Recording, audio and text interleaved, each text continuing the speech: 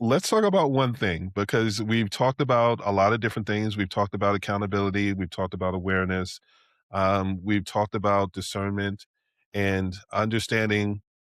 Overall, what we're talking about is the situation awareness, understanding where you're at. Your why is going to dictate a lot of things, but so is so are the things that are going on around you. If you don't Mhm. take that into consideration, like you said, someone can be doing something and you're like, "Well, why are you doing that? Why are you doing that? Why are you doing that?" And when you get to the core of it, it's because something personal is happening in their personal life and they've Yes. allowed it to leak over into their professional life. Mhm. And if you don't ask the right questions, then they will never get to the point of saying, "Well, I'm making this choice because my partner got laid off," or "I'm making this choice because I need to be able to do this because my Mhm. baby asked for a toy and I couldn't get it for him." Mhm. Like, the why can be a lot of different things, and it Yeah. can change over time, but Mhm. it's when you know that, then you can always tap into that, and that will motivate you even on the days when you don't feel motivated. So let's talk about one thing, which is never really one thing. Let's talk about being practical. Mhm. Someone's listening to this and they're saying, okay, there's accountability, there's awareness, there's all these things. Where do I start in that?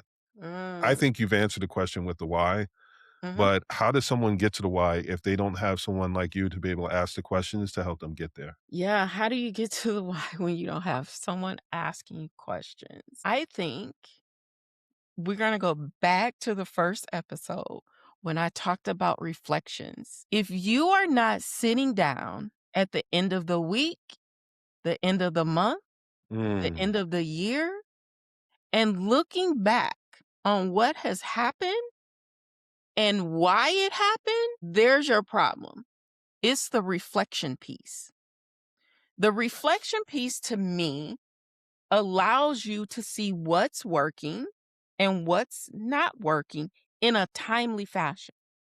mhm, And then ask your own self questions about why you got the result that you got, right?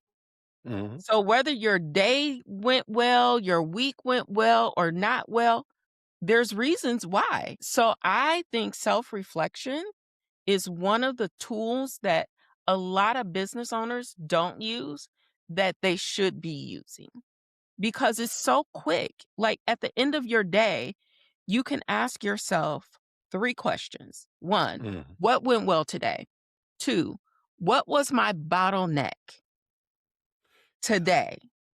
And three, what am I looking forward to tomorrow? You can do that on a daily basis, a weekly basis, a monthly basis.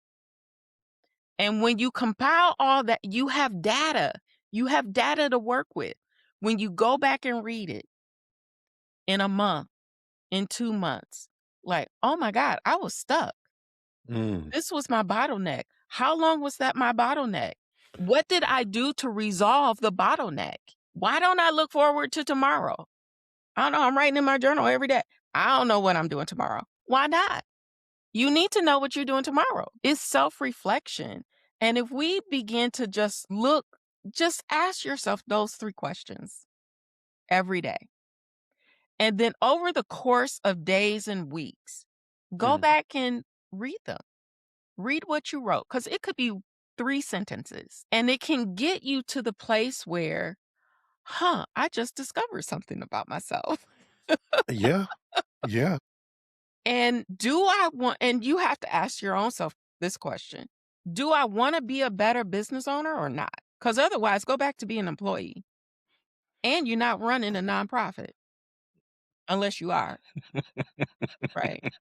I try not to interrupt or even follow up on sage wisdom that should not be touched. Not even going to touch that. I'm just going to say, let me ask a different question. If someone Okay. has absorbed everything that we've talked about Mhm, through this whole series, the timing traps, the pattern recognition, the mindset shifts, learning from others, building community. When we're talking about shifts, mhm, what's one of the highest leverage shifts that someone can make right now? I mean, there's for me, so many different things depends on timing mhm, because you can give someone great advice. And one of the things I realized is I've had conversations with people that have dropped all kind of knowledge on me, and it's not that it didn't mean anything to me, but there was only but so much that I could do with it right in mhm. that moment. But when the opportunity presented itself, that's where I was able to tap back into it. That's why I think reflection is so important because It shows you where you were, it shows Mm, you where you're going, it shows you where you're at, and again, you have to start thinking through, "Okay, well, if it's been the same bottleneck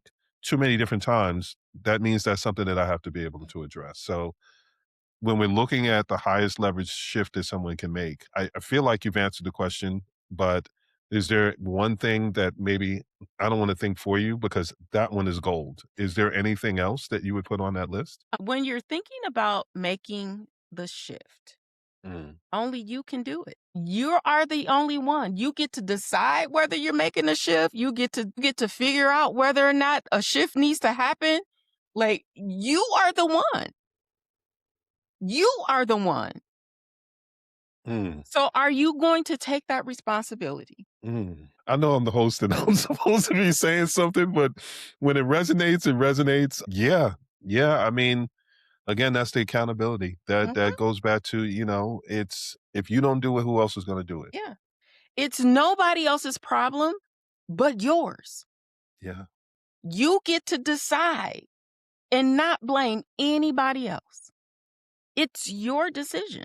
So you get to decide whether or not a shift needs to happen. You are the Mhm. shift. You figuring out to connect with somebody to help you make the shift. That is your decision. Only you can own it. Nobody else can. Yeah.